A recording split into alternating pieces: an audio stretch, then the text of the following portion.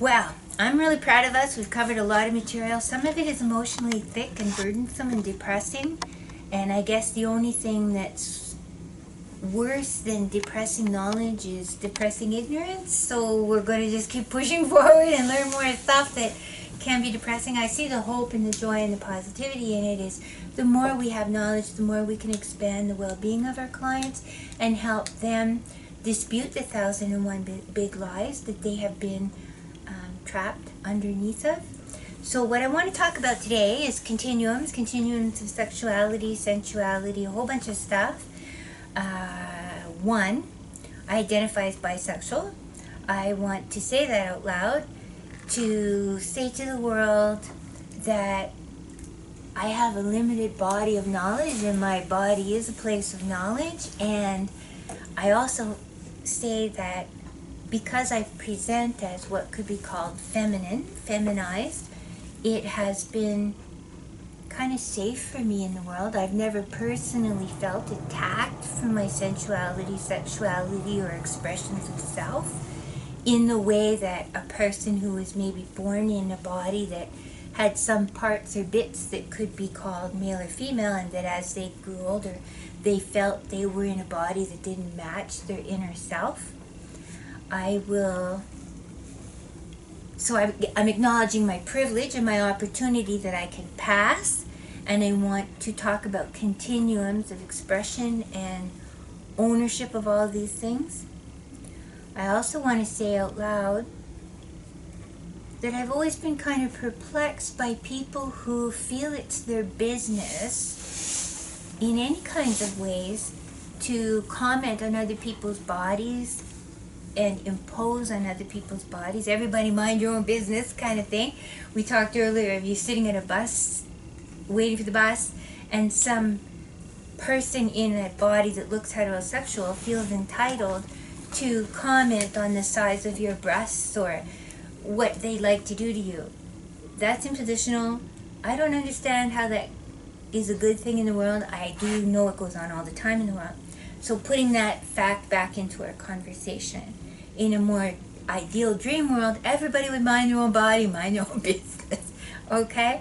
Whatever. Just everybody mind their own business. So, what I want to talk a little bit about is, I guess we'll start with this, the regulation of desire from Gary Kinsman. I worked with him at the university I used to be at. He was wonderful in that he showed up for all kinds of protests and rallies, and he's smart and scholarly and a really, really good person. And he's made it his scholarly mission in life to talk about the regulation of desire, homo and heterosexual sexualities. This book in particular, I think, is on that continuum of where I'm saying everybody should kind of mind their own business, mind their own body, mind their own sensuality, sexuality, and not be impositional. So I'm going to read this little blurb from the back of his book. Sexuality is hotly contested in the 1990s. This is a while ago. Battles are being fought over lesbian and gay rights, same-sex benefits, sex education for young people, sexual violence against women, and the needs of people living with AIDS. Sexual relations have become a major terrain of social and political struggle. Kinsman traces the historical and social roots of these contemporary conflicts. An excellent book if you find the time and energy and money to purchase it and read it. Wonderful. But there's many, many other books like this. One of the things I wanted to comment on is, so Gary organized with others all these protests, beautiful stuff. He also did some research subsequently, I don't have a scholarly example of it right here, but talking about how people who identified as somewhere on a rainbow continuum and who were involved with the military, how they often were targeted and had all kinds of weird interventions and surveillance put on them by the military.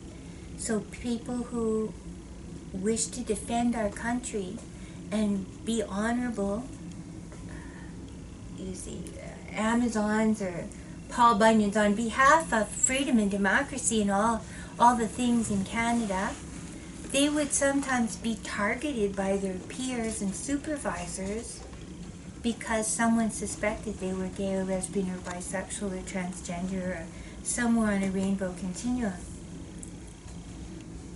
That happened, and a lot of energy was invested in, I believe, stupid, oppressive, dangerous ways in surveilling people who didn't deserve that. Gary makes a big case for that, and he goes through historical documents to prove how much energy went into trying to impose on people who didn't deserve that. So I just want to put that out there for a minute. I also want to talk about some of this information, using a little tidbit here from art therapy and moving this up to the meso and macro level. Queer, a graphic history. This is another wonderful resource you might want to get your hands on and read. Activist academic Meg John Barker and cartoonist Julia Scheel illuminate the histories of queer thought and LGBTQ plus action in this groundbreaking book. A kaleidoscope of characters from the diverse worlds of pop culture, film, activism, and academia, such as James Bond, Judith Butler, and the Wizard of Oz, guide us on a journey through the ideas, people, and events that have shaped queer theory. From identity politics and gender roles to privilege and exclusion, Queer explores how we came to view sex, gender, and sexuality in the ways that we do, and how culture can shift our perspective of what's normal. So what I wanted to draw your attention to that's delicious about this book is, look at the format. It's kind of delicious, isn't it? I'm pro picture book. Well, yes, in the sense that this is many of us working with clients, or you're working with youth, or you're working with grassroots community. Some of the people who are oppressed by heterosexism or mandatory judgment from a patriarchal world. Compulsory heteronormativity. Compulsory heteronormativity. They may not have had the privilege to go to the conferences, the workshops, or maybe in small northern communities, they haven't had the privilege to attend gay prides and to have a lot of opportunity to share and network and have their self-esteem and courage. Or even just to get the education about it. Like, some people have attended Pride without knowing what it's about, or there's people in rural communities that probably don't know what the original Pride was, or what it was even started by. Like, some people can criticize those things because there's the knowledge there that, like, people of color were the original creators of Pride and it was a riot. Yeah, Stonewall! Yes. So this book, if you can only afford one book for your agency, and this is about $20. There you go. And the format, I think, is very nifty because it's got quotes about all the famous people. And you could, if you worked in certain communities or certain contexts, you could have 10 copies of this and lend it out to your clients or to the family members of clients. It could be a very, very good thing. I wanted to talk about, and in no particular order, these are just books that I thought can be very useful.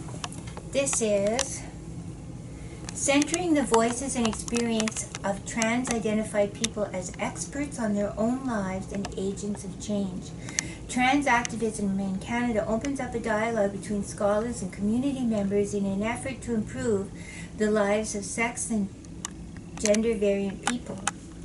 The first of its kind, this anthology brings together activists and allies to examine the various strategies and forms of resistance needed to transform oppression into opportunities for change. So, this is a good book. This whole thing of trans activism, I know there's been a lot of, in the media, the mainstream media, there's been, let's say the last 3 years, a lot of kerfuffle about bathroom doors being labeled a certain way and who should be allowed in which bathrooms and so on. Personally, I'm a bit baffled by why all the kerfuffle. I have to only think that it's some kind of unkind backlash from people who are ignorant, uninformed. I don't really care who uses which bathrooms. For myself personally, I think everybody should be able to go to the bathroom anywhere they want, and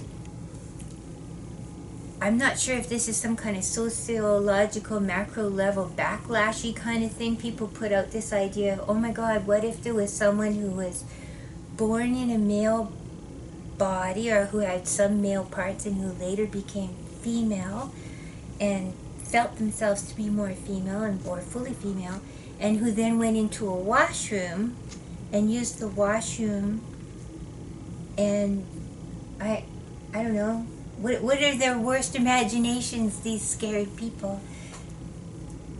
I don't even know what they're thinking, that somehow that person will harm a child or harm another person.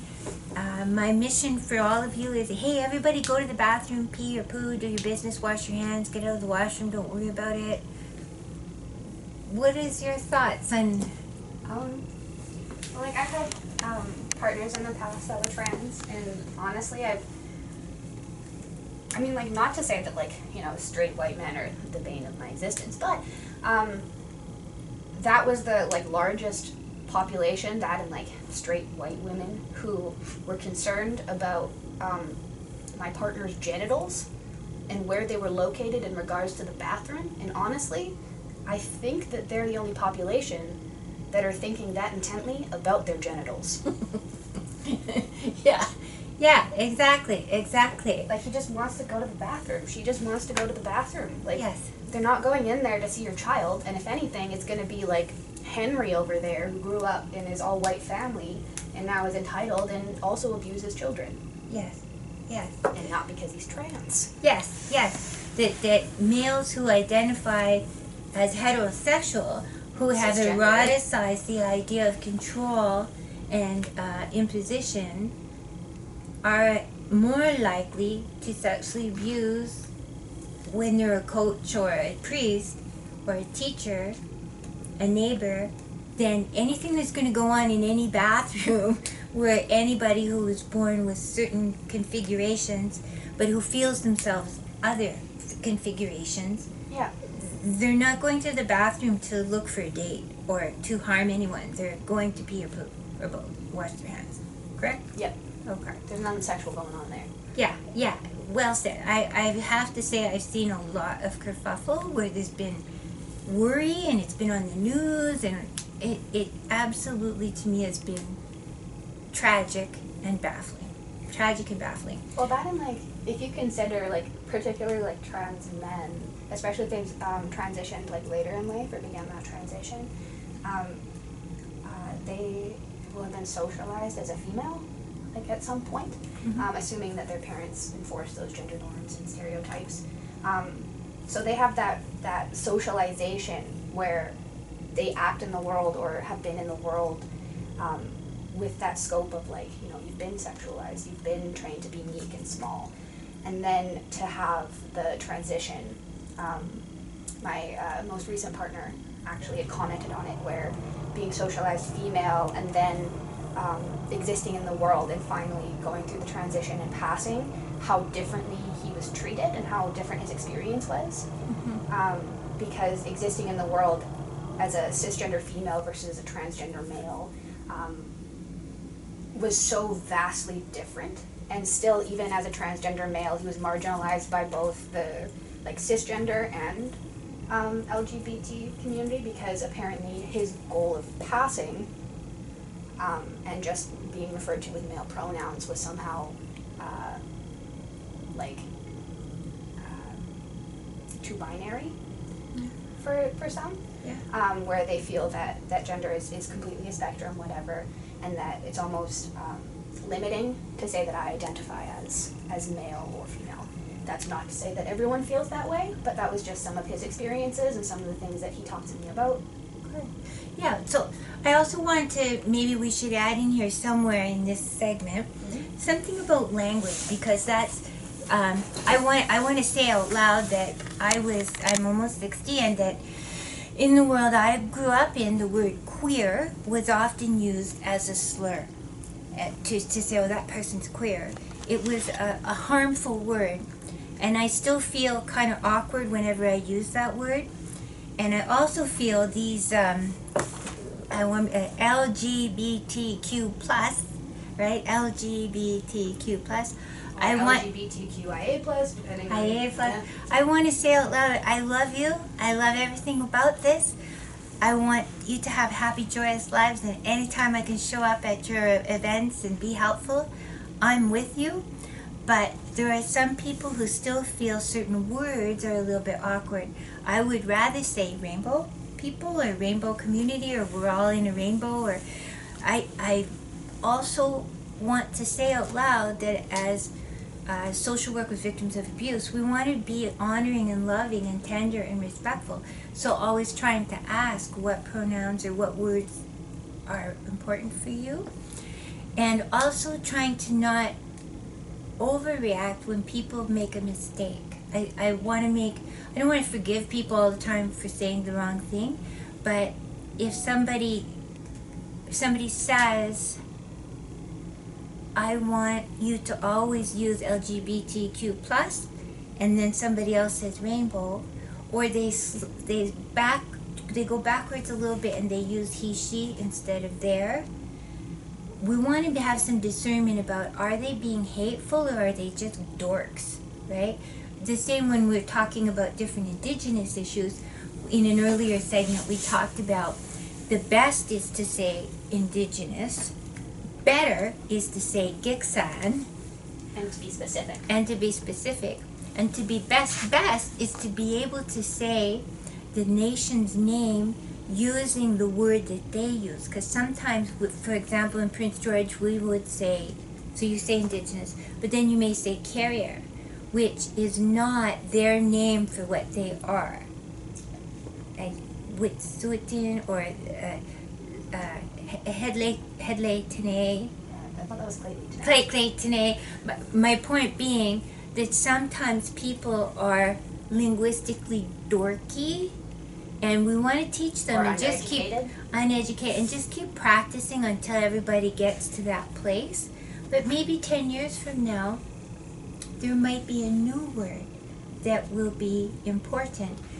All through our career, we need to keep learning and be aware and be tender, but also be tender with our peers and the family members. So sometimes a family member is coming from a place of judgment, hate, bitterness, religious piety, whatever. Sometimes they're being linguistically dorky, and they haven't had a chance yet to acclimatize. My brother had 2 children. My brother and his spouse had 2 children, and they loved them very, very much, and they did everything they could to have these 2 girls have a beautiful life. And they also, I have to say, came from an Italian Catholic family. Oh boy. And they adored them, and part of the way they adored their 2 little children was to pierce their ears and dress them up in pink outfits and do all the girly stuff. At one point, one of those children was exploring how to be their fuller, more authentic, brave self, and came out as a lesbian. And for a time, it was a little gawky because I had come to believe this person to be female with pink dress. So then it wasn't overnight that I came to be able to say, oh, lesbian person, yay. And this is girlfriend, 2 girls, 2 girlfriend, yay, yay. And then my niece became my nephew. And I still was sometimes in a flash, because I had interacted with them 1,000 times, I was to say what they now call it their dead name. Yeah. And the new name, it took me a little while of transition. I believe that in my heart all along I love this person in all kinds of ways, and I still love this person in all kinds of ways. So I want to say that sometimes we have to give people, as therapists now, you're wearing your hat of social work with victim of abuse person, the clients, to be tender with everybody in the story. You could have family members. I believe my brother and his spouse were beautiful and loving, and they did everything they could, and to this day they do everything they can to be loving and beautiful in all these transitions. But as counselors, if you were doing family therapy counseling, it might take some people who, again, who haven't had the privilege to go to the workshop, the conference, to buy the $50 textbook. It might take a little while. Do you have any stories around that where, as you went through this relationship and this journey and so on, where there were moments where you or a family member or someone was coming from a place of a little bit of getting ready for the new world, and they were not coming from a place of hate or rage? My personal experience with my family, I can't say was not free of that, but we want to call that when it is that. Yeah. Right?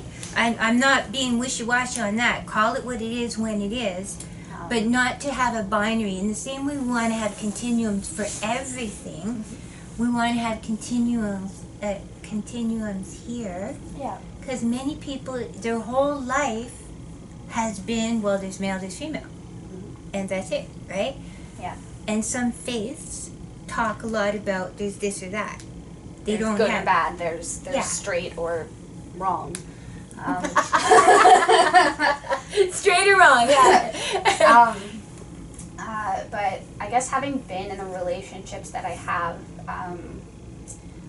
there's a lot of like this, there's the lack of education. So like at first, when I dated my ex-girlfriend, it was that her parents and her grandparents weren't super educated about it, so they didn't know how to talk to her about it. They didn't know what to ask. They didn't know how to interact with her about any of her partners, and they just kind of like, there was a rift there where once they'd spent some time apart and they had done their own research, and I think they got a little bit more together about it, they could come back together and they started building that relationship where she was invited to Christmas dinner with her girlfriend, and that was a big step. And for a different partner of mine, his family would, at first they were really against it, so he informed them he was transitioning as he moved out because he knew that they weren't going to be okay with it, and that's why he waited as long as he did. So he moved out, he began his transition, and initially they were really against it. They didn't want anything to do with it, and it really drove a wedge in between their communication and their relationship. And then there was a lot of hurt feelings there. But over time, I think it took the witnessing of him going through the transition and never really changing. Like he's always been that way. He's always acted the same way. He's always been the kind to go get in the dirt, the kind to give himself his own haircut even if he shouldn't be cutting hair. And he was that same person. He just needed to be referred to as male. And at first they felt that they were losing their daughter. And for them it was super hurtful, and his dad in particular took that the hardest, that he was losing his daughter, and that the relationship that they had built over those years was completely false. And it took, now he is 26, and his dad just recently started using he, him pronouns when he talks to him, and he calls him his son when he's talking about him to his coworkers and stuff. And that was a huge deal for him, just to be acknowledged as he is. So the hope, we want to do our best, because when you're a social worker with victims of abuse, your goal is to always have hope whenever you can have hope. And that's the kind of story where often people from a certain generation do need the time to get their head to a certain place. Or to talk about it in a way that suits for them. I'm going to tell a little story again. In my previous community, as I said here, I hung out a lot of the time with Gary Kinsman in protests and rallies and so on, because there were some issues at the time where an organization had fired a woman, and we believed, and I believe still, that it was partially because of mandatory heterosexism. A new manager had come into an organization and given a woman a lot of grief, and eventually she lost her job because he was homophobic. The employer was homophobic. So I gave you that preamble to the story because my grandpa had minimal formal education and hadn't gone to all the conferences and workshops, and was a certain kind of person with, let's say, not a lot of progressive opportunities, right? Certain worldview. So my grandpa, at one point, one of the protests had been about this issue. The protest was near his house, and it was rainy and cold. And after the protest, I went to my grandpa's and said, oh, you know, I had this protest today, blah, blah, and it was on the news and all this stuff, so he knew which story I was talking about. And a little bit to my surprise, he said to me, well, why didn't you bring everyone from the protest, or why didn't you bring some of your friends to the protest to my house for coffee and cookies, right? I was a little surprised by that. At that point, he would have been about 85 years old. And I was delighted, and he talked about it. So he didn't have the language to say, you know, that he was pro-lesbian or rainbow or all stuff. But in his mind, it's wrong for anyone to ever take anyone's job away from them, regardless of any of this other stuff, the rainbow stuff, right? Mm-hmm. In one of the books I referred to earlier, Bastard Out of Carolina, the girl who's being abused by her stepfather, we are introduced to a character who's her aunt, I believe, and the aunt is lesbian, and the whole family kind of supports and believes in her without ever coming up with the word lesbian. How I remember this story in this movie, anyway, the book and the movie. Watch for Bastard Out of Carolina. Very thoughtful and good. Mm-hmm. Dorothy Allison, read anything from her. She also had a little bit of that white trash kind of being recycled vibe going on there. But we want to make sure we're not being classist with some people too, because they may not have been super progressive and gone to the $60,000 university degree, right? My grandpa was coming from a place of tenderness, respect, and love in that moment, and I had kind of underestimated him, that he wouldn't have wanted me to drop in with people from the protest. He gave me a big jolt of joy when he said, well, next time if there's another protest and you want to have them come over for tea and coffee as you go by, do that. And I was like, I love you so much. And I was like, woo! Okay? So certain generations do have good love in their heart, or can quickly get to that place. Don't give up on them so soon, if as a counselor, because that's often a role we can play to say, okay, why don't you get your dad to come in? If you can get your dad to come in, or if you can get your dad to let me come to his house, I can help raise his consciousness and not have that burden on you.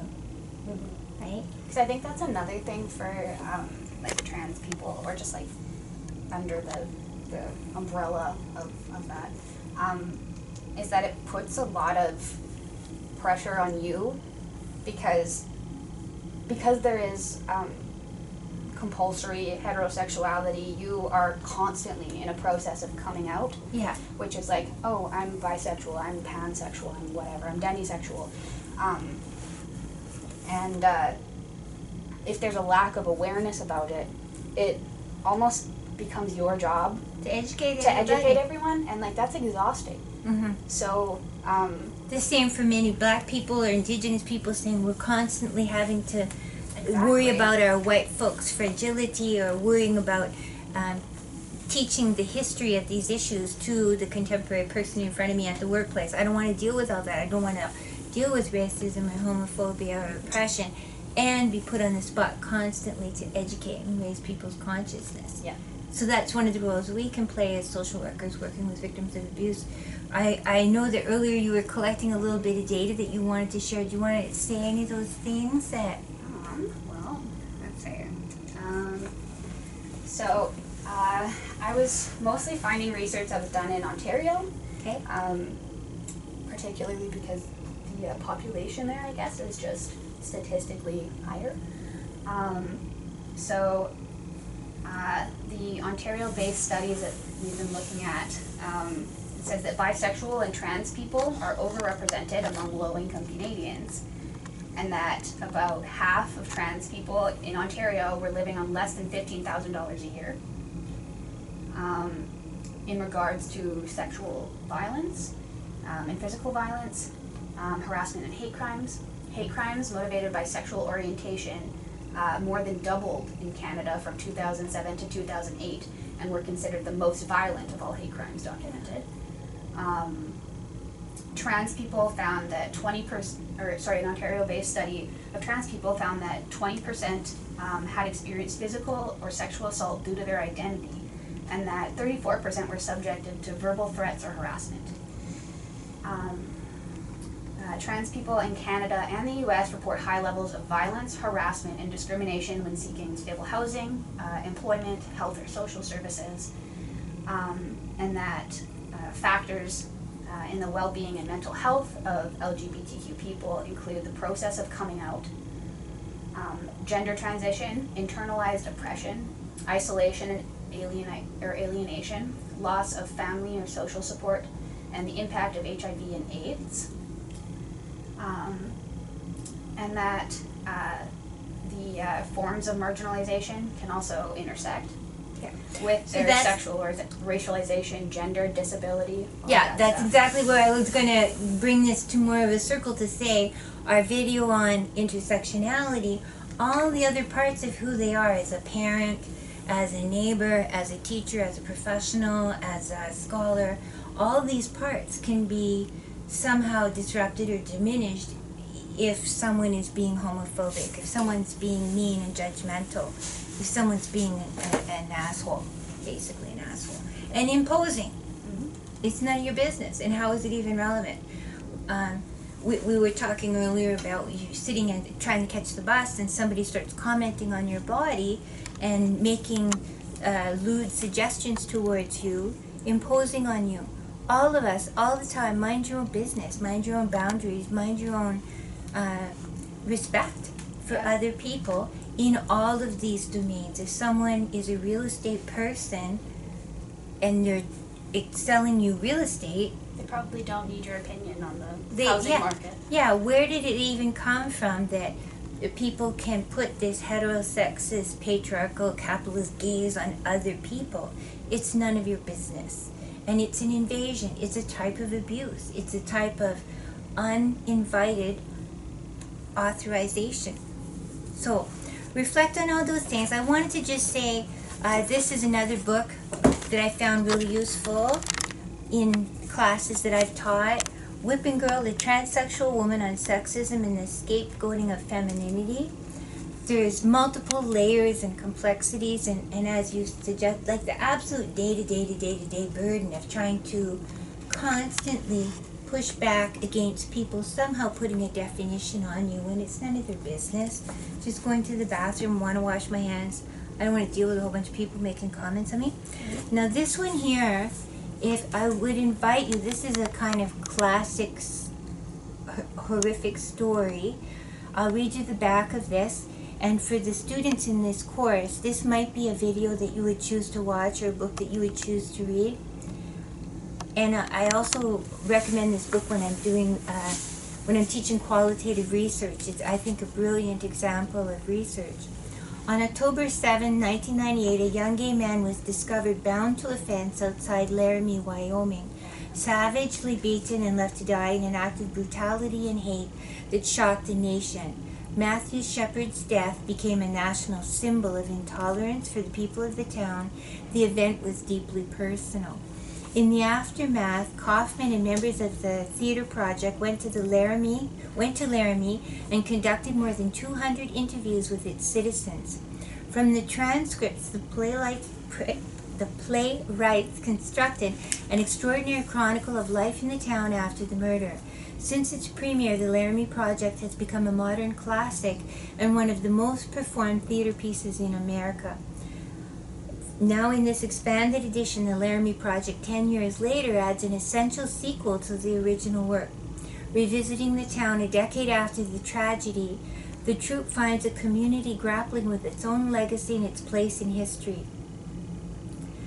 This is, I think, a brilliant compilation of all the, let's say, the primary victim obviously is the young gay man. The secondary victims are his family, the people who knew him, the community who had day-to-day contact with him. The tertiary victims are the whole community and all of us. The primary perpetrators are the two men who beat him up so brutally. The secondary perpetrators are people who tried to not talk about it, who tried to put it under the radar, who at some level tried to deny it happened. The tertiary perpetrators or third level perpetrators are everyone in the whole world who looks the other way and tries to pretend like these oppressions aren't happening. I invite you, if you want to use this as a case study for helping you find your way through these different 18 or so videos that we're making for the course Social Work with Victims of Abuse, asking yourself, what would you have said the day his body was found, if you were working with his parents, if you were working with his co-workers, if you were the social worker working with victims of abuse, if you were working with him the day before he was murdered. There's lots of moments where intervention could have happened here, and the transcripts are so rich. The movie, the documentary, is so rich that it gives you a lot of moments where you could ponder and engage. This has been performed locally. I was invited to read some poetry before the play began. Two really famous people here in our town helped to organize the event, and I think it's a beautiful way to do macro level interventions, to perform the play and use it as a fundraiser and public education event. Similarly, before we close up today's video, I wanted to say it in a parallel kind of way. The Vagina Monologues is another opportunity where someone did interviews in a scholarly, brilliant way, asked a whole bunch of women, if your vagina was going to talk, what would it say? If your vagina was going to dress up, what would it wear? If you wanted to have something happy happen for your vagina, what would that be? Questions like that. And then she made those data, bits or transcripts, into a play and made monologues. So the Vagina Monologues, I believe, has been performed even in Afghanistan, perhaps in Tajikistan, and it's been performed in every kind of language on planet Earth, and the money raised everywhere that it's performed is supposed to go to provide support for vulnerable people in those communities. So those are kind of sibling events, the Laramie Project, the Vagina Monologues.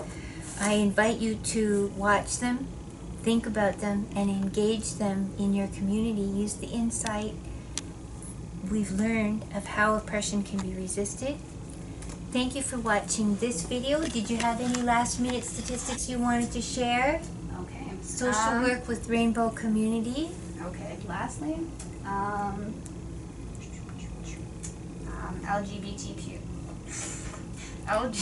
That's why I say rainbow. I find it more graceful and beautiful and loving. People face higher rates of depression, anxiety, OCD, phobic disorders, suicidality, self-harm and substance use problems, and they face more than double the risk for PTSD than heterosexual people. LGBTQ youth and trans people face increased risk in particular. They're approximately 14 times the risk for suicide and substance use issues than their heterosexual peers. And we want to be absolutely clear. Write this down and say it loud for the people at the back. It's not intrinsically because of anything about their body, their sensuality, their sexuality. It's about oppression on their body, their sexuality, their sensuality. That's a very important thing to always say. It's not, they don't get PTSD from being transgender. They get PTSD from dealing with assholes and oppressive people who are impositional.